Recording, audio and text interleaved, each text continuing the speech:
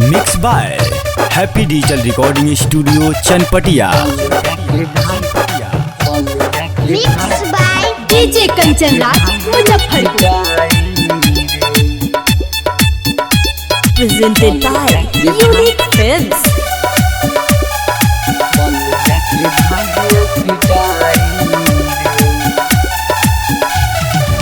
वो सोयारवा बताई रे मलिया के भाई आज पिटाई रे, मलिया के भाई आज पिटाई रे। वो सोयारवा बताई रे मलिया के भाई आज पिटाई रे। मिल नहीं देला घर पे रखेला वो करो छोड़ बोलस पढ़ाई रे। आवो सोयारवा बताई रे मलिया के भाई आज पिटाई रे।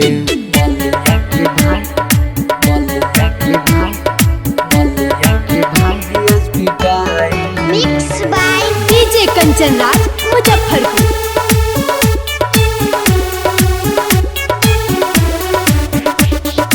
जवन मोबाइल हम दिल रही किनी बात नहीं होता साला ले ले बाटे छीनी।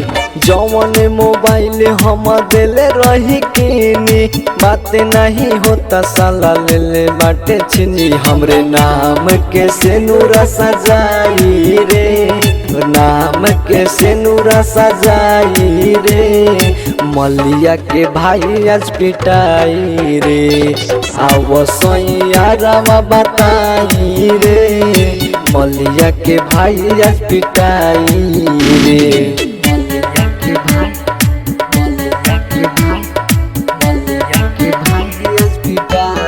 Mix by DJ Kanchan Raj Muzaffarpur. Happy digital recording studio. Mantu मन राग से तू कैले बड़ू प्यार हो, कुछ नहीं करे पहे महावीर हमार हो।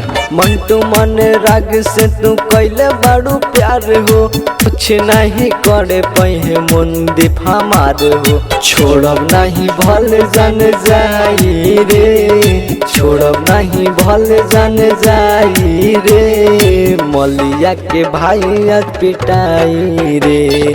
अब सोयारवा बताई रे मलिया के भाई आज पिटाई रे। हैप्पी डिजिटल रिकॉर्डिंग स्टूडियो सावु विवाह भवन के पीछे वार्ड संख्या 6 चनपटिया।